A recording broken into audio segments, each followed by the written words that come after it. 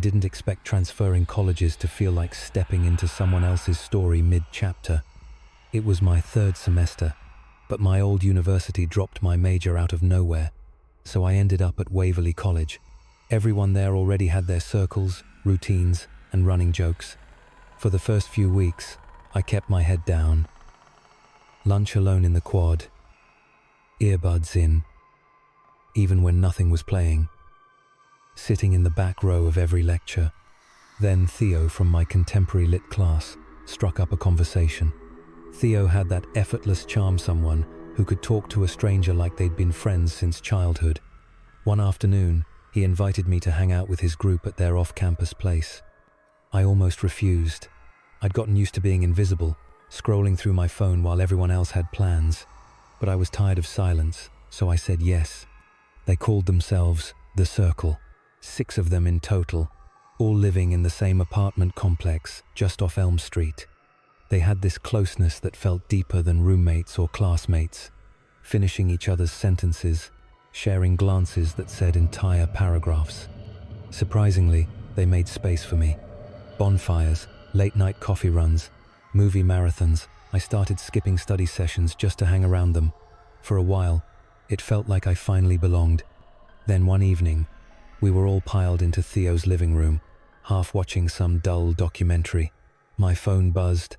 Evan's MacBook wants to share a file. The file was named next1.jpg. I figured it was a dumb meme, so I accepted. It turned out to be a zipped folder. Inside were dozens of photos, every single one of me. Some were obvious. My profile pictures, tagged group photos from old parties. But others chilled me. Me walking across campus. Me napping on the library couch. Me eating dinner alone in the dining hall. Then there was the last photo. Me in my dorm bed, arm over my face, wearing a faded grey tee. I remembered that night, 2 nights ago. The door had been locked. I always double-checked. My chest felt like it might split open. But outside, I kept a blank face, pretended to keep watching the documentary. Inside, panic echoed around my head. Was it a prank? Some sick joke? They asked if I wanted to crash there that night. I forced a laugh and said I had an early lecture. Theo walked me to the door, clapped my shoulder, told me to get back safe. The walk to my dorm felt longer than ever. Every shadow looked like it might move. I barely slept, staring at the door, wondering if it had been slightly open before. The next few days, they acted like nothing happened, still invited me out, sent memes, complained about professors, but I started noticing little slips. They knew my schedule before I mentioned it. Theo once asked about my mother's bakery back in Fairhaven, something I'd never shared. Evan casually brought up my childhood dog, Murphy. The worst moment came when we were talking about breakups. Everyone was joking about their messy exes when Theo, in the middle of a laugh, said something about Nate. I hadn't mentioned Nate to them. I hadn't posted about him in over a year, and even then, only in private circles. Hearing his name felt like being dunked in ice water. I played it off, laughed, like it meant nothing, but inside, I was screaming. That night, I kept my light on and my phone unlocked in my hand. Sometime past 3 in the morning, I must have drifted off because the click of the doorknob woke me. Eyes barely open, breath held. I saw the door swing just enough for someone to slip in. A figure in a plain black hoodie. Hood up. Face shadowed. No hesitation like he'd been here before. He stepped toward my bed. My heart pounded so hard it hurt. The second he got close, I moved. I had a mini pepper spray under my pillow, a habit from high school. I fired without thinking, aiming at his face. He staggered, cursing, knocking over my desk lamp. I didn't wait. I grabbed my phone and ran barefoot into the hallway, heart in my throat. At the security booth near the east exit, I called campus police. By the time they arrived, the room was empty, except for the spilled lamp and the sharp smell of pepper spray. By sunrise, I packed 2 bags, withdrew from classes online, and left Waverley College for good. I blocked every number, deleted my socials, bought a cheap prepaid phone, and took the first bus out of state. I moved in with my aunt in Willow Falls, keeping a low profile and a new name at the local college. I never went back, but at night, I still dream of that door cracking open, and in those dreams, I'm always too slow to stop what comes next. That fear never truly leaves.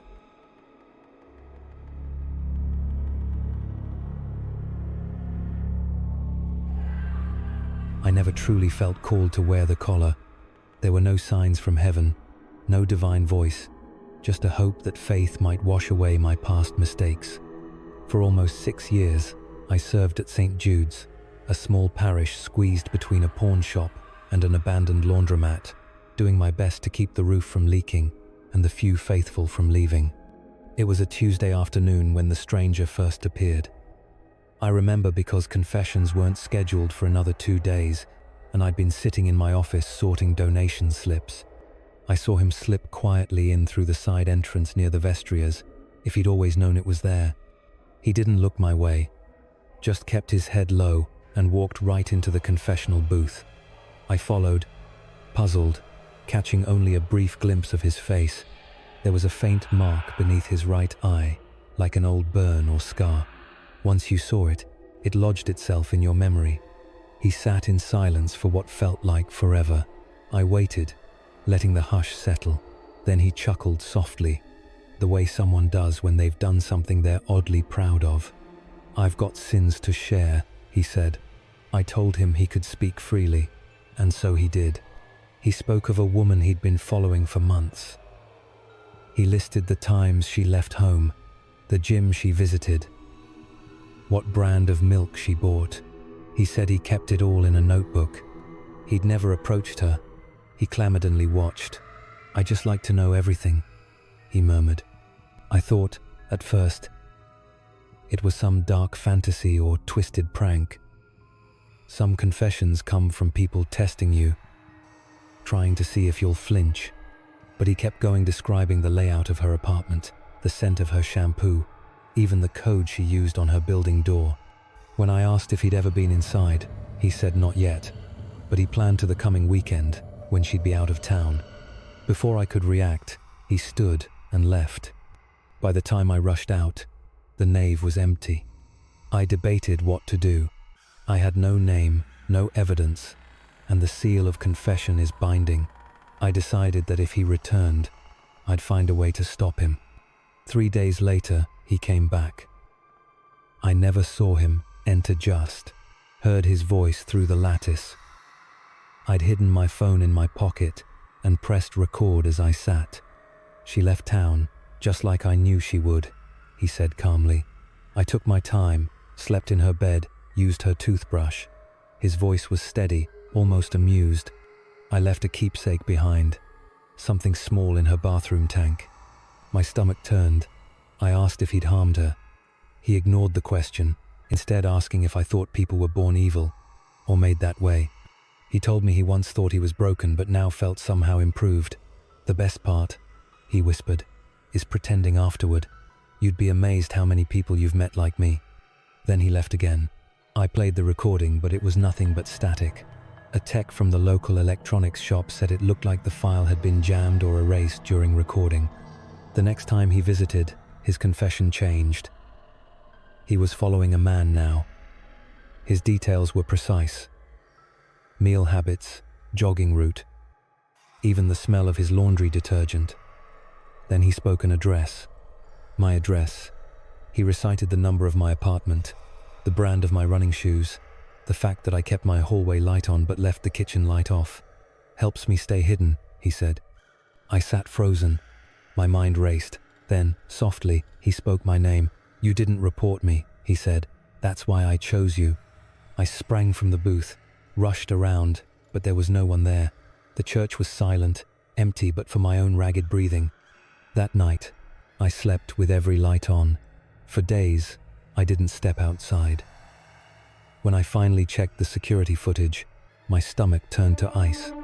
Every camera showed only me, walking to the confessional, sitting, talking, waiting, but no one else ever entered. I tried to explain it away: stress, exhaustion, hallucination, but fear took root in me. I couldn't keep living like that. Eventually, I resigned and left town, changed my name, took a quiet job at a retreat center in another state. Months passed without incident.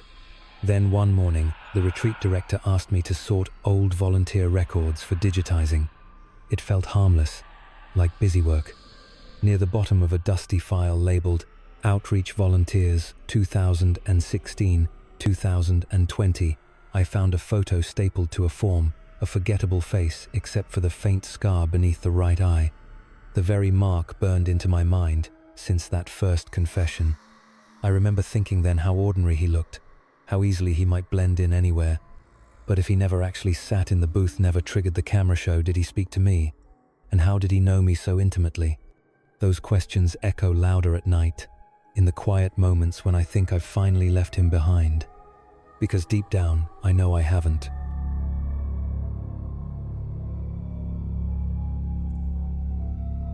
People think hotels are safe. Marble lobbies, polite staff, crisp linens. But the longer you work in one, the more you realize what management keeps buried behind those smiles. I worked the graveyard shift 11 p.m. to 7 a.m. at the Westbridge Inn, a mid-tier spot off the highway. 3.5 years at the front desk. The pay sucked, but I liked the quiet. Fewer guests meant fewer problems, or so I thought. It started last March. A guest in room 612 called around 1 a.m., complaining about a faint knocking through the wall. I checked. Room 614, next door, was vacant. The previous guest had checked out that morning. I blamed the pipes, logged it, and moved on. Next night, same thing, but this time from 610, on the other side of 614. They heard something shuffling around. I checked. Still vacant. No late check-ins. Security walked by, said the door was locked, lights off. They didn't go inside. Third night, a call from 616. That's when my skin crawled. 3 nights. 3 different rooms. All bordering 614. All reporting faint, rhythmic sounds. I decided to see for myself. The 6th floor felt colder than the others, like stepping into a walk-in fridge. At the door to 614, nothing seemed off. I knocked. Silence. Tried my master key. Denied. Again. Denied. That shouldn't happen. Vacant rooms, always open to a master. As I debated what to do, I heard a soft bump inside, like something fell. I left, heart racing. The next morning, room 614 had vanished from the system. Not marked. Out of service, completely gone. I dug through old logs. Backups. Nothing. I asked Elena, my supervisor, if floor plans had changed. She brushed it off, told me to focus on checkouts. 2 nights later, Rosa, a housekeeper, came down pale at 5:30 a.m. She'd been stocking towels on the 6th floor when she heard a woman's voice, muffled, from inside 614. "Please, no more. I can't breathe." She was shaking. I told her the room didn't exist anymore. She didn't care. She heard it. That broke me. After my shift, I grabbed an old maintenance override key Cardone that bypasses software and went back up. The hallway felt even colder. I keyed in the override. Green light. The door unlocked. Inside was pitch black. The air smelled of bleach and something metallic. No linens on the bed, curtains drawn. Near the headboard sat a large black duffel. Inside, zip ties, duct tape, 2 GoProzoni still blinking red. The memory card was still inside. There was also a dark brown smear on the closet door. Heart pounding, I backed out, locked the door, and ran to Elena's office. She followed me back. When we got there, the door was shut again. I handed her the override key. Denied. Again. Denied. She checked the official blueprint on her phone. Between 612 and 616. Nothing. Just empty space. I asked if we could open the wall, see what was really behind it. She told me to clock out, go home, and forget about it. I put in my 2 weeks the next day. I still don't know who used that room, if it was staff, someone higher up, or something else entirely. All I know is it wasn't supposed to exist. But I saw it, smelled it, heard the bump inside, and no one will convince me it wasn't real.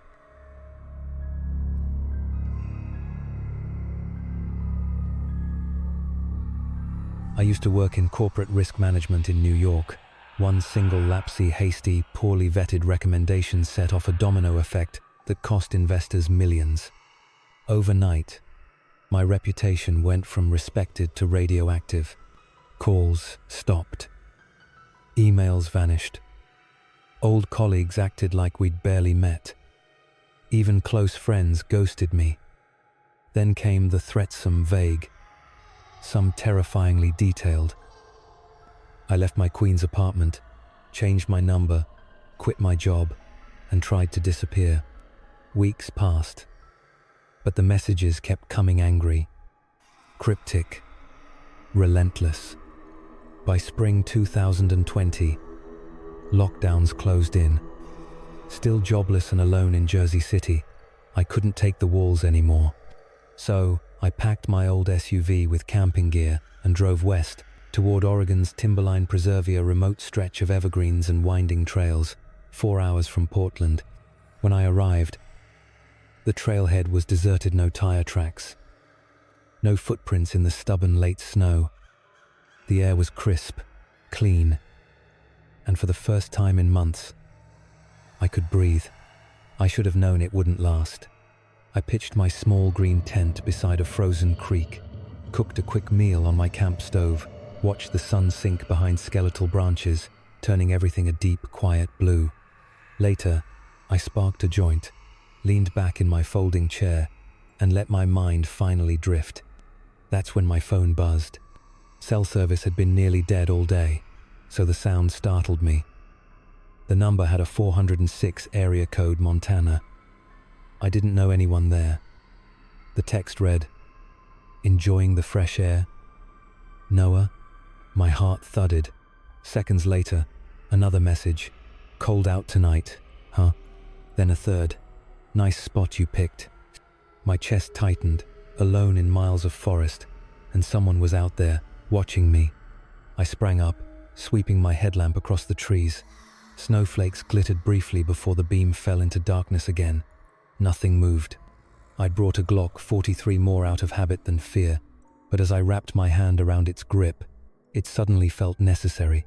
I sat back down, the gun on my lap, my pulse drumming in my ears. Minutes dragged by. Then, buzz. "Doesn't matter anymore." I typed back, "Who are you?" Silence. Outside the tent, the campfire burned low until only embers glowed. Shadows grew longer. And then I heard them. Footsteps crunching slow and deliberate through the snow. They stopped right outside. I held my breath, thumb brushing the trigger guard. A white flash lit the thin fabric of the Tenta camera or flashlight. My phone vibrated again. A photo appeared. My tent in the darkness, taken from barely 20 feet away. Then one last message. "Sleep well, Noah." Adrenaline surged through me. In a blur, I unzipped the tent and fired 2 shots into the air. Snow exploded off branches somewhere in front of me. I heard crashing footsteps fleeing through the underbrush, swallowed by distance. For a moment, I just stood there, chest heaving in the cold. Then I zipped the tent shut, heart still pounding so loud it felt like it echoed in the trees. No more messages came, no more sounds, just the crackling of the dying fire. I stayed awake, gripping the Glock, until exhaustion finally pinned my eyelids shut. At dawn, I forced myself out into the pale light. Outside, half-melted prints in the snow led back toward the tree line. I broke camp in record time, barely stopping to shove my stove and sleeping bag into my pack before heading back to the SUV. Every rustle made me flinch. Every bird call sounded like footsteps. By the time I slammed the car door and turned the key, my hands were shaking. Whoever it was never texted again. That was 5 years ago. I live in Denver now. New job, new place, new number, almost a new name. But the memory doesn't fade. Some nights, when the wind rattles the windows or my phone lights up unexpectedly, I still see that photo. I still hear the footsteps in the snow, deliberate and unhurried. And I still keep that Glock locked in my nightstand, just in case.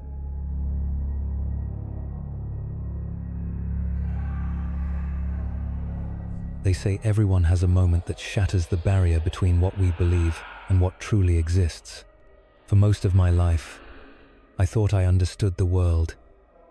Things had causes, and everything strange had an explanation until that autumn trip that rewrote what my uncle and I thought we knew. It's been over 2 years now, and I still can't talk about it without a knot forming in my chest.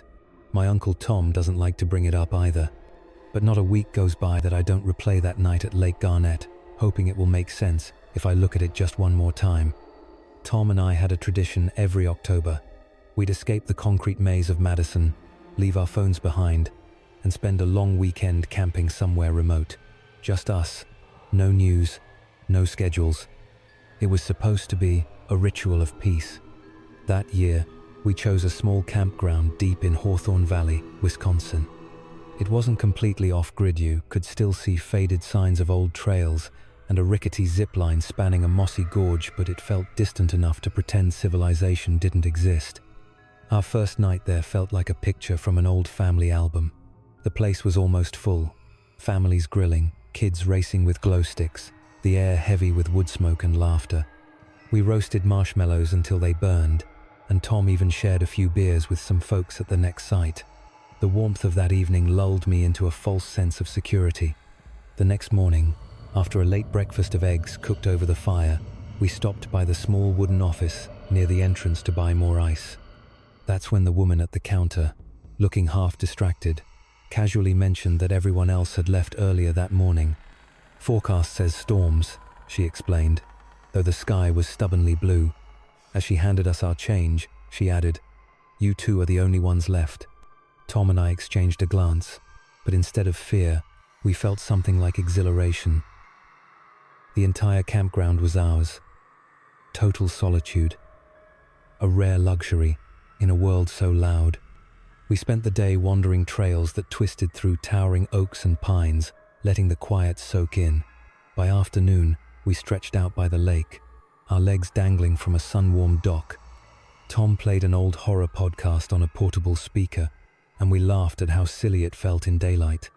But as dusk settled, something subtle shifted. It's hard to explain, but the air itself felt heavier, as though we were wading through invisible syrup. The sky took on a bruised hue, stuck somewhere between twilight and nightfall. Tom was the first to speak. "You feel that? Like we're in a dream?" I nodded, throat dry. It felt like the trees were moving, imperceptibly rearranging themselves whenever we turned away. An uneasy silence crept between us. My chest tightened as though unseen eyes watched us from the underbrush. Neither of us spoke as we made our way back to camp, footsteps muffled by the soft earth. Back at our site, the world felt smaller, the forest pressing closer. We tried to shake it off, played music, smoked a little, toasted more marshmallows, but the warmth of the first night had vanished, replaced by a hollow quiet. As darkness deepened, the forest beyond our firelight became an endless wall of black. Then came the first crack, a sharp splitting sound echoing from the direction of the lake. We froze, flashlights sweeping across gnarled trunks and twisted branches, but the light barely cut through the dark. Then another crash, louder, closer. My pulse thundered in my ears. We didn't speak. Instinct took over. We threw what was left of the firewood onto the flames, grabbed our gear, and dove into the tent, abandoning food and chairs where they lay. Inside, I crouched low, breath ragged. Tom zipped the flap shut, his face drawn tight with fear.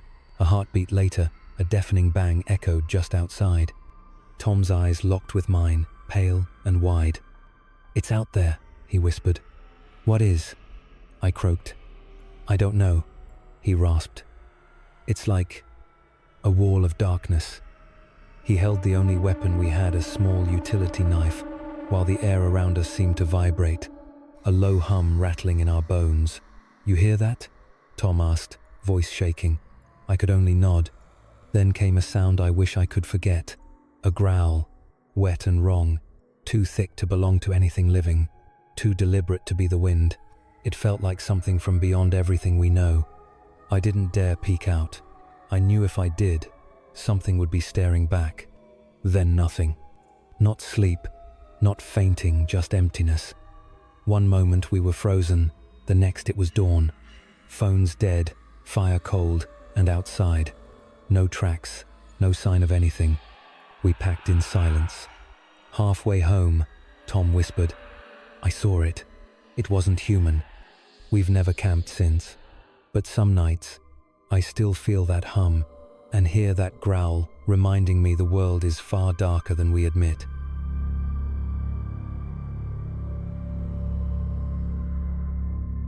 When I was 13, every October we'd drive from Ohio to Uncle Mark's big log house in the Pennsylvania woods. Surrounded by pines and filled with creaking floors and old hunting trophies, it felt cozy yet eerie. Jamie and I shared a room.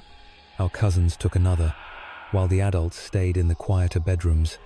It was our favorite family tradition. Uncle Mark lived for the outdoor shunting, fishing, hiking. He couldn't get enough. My dad, on the other hand, was softer at heart. Once, I saw him brake so hard to avoid hitting a possum that the groceries spilled all over the car. Still, when October rolled around, Dad humored Uncle Mark's adventures. Their friendship seemed built on these weekends of cold beer, campfires, and endless stories. Behind Uncle Mark's land stretched miles of county-owned forest. At the edge of his property, the boundary trees were marked with weather-faded orange paint, beyond which was nothing but dense woods. According to Uncle Mark, the nearest house in that direction was at least 5 miles away, a fact that both thrilled and unsettled me. That particular year, over sandwiches at lunch, I floated the idea that changed everything. Why not camp out in the forest overnight?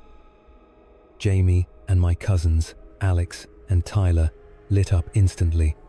The dads, halfway into their beers, agreed almost before I'd finished speaking. The moms took more convincing, but finally relented, with the usual stern warnings about wild animals and staying close.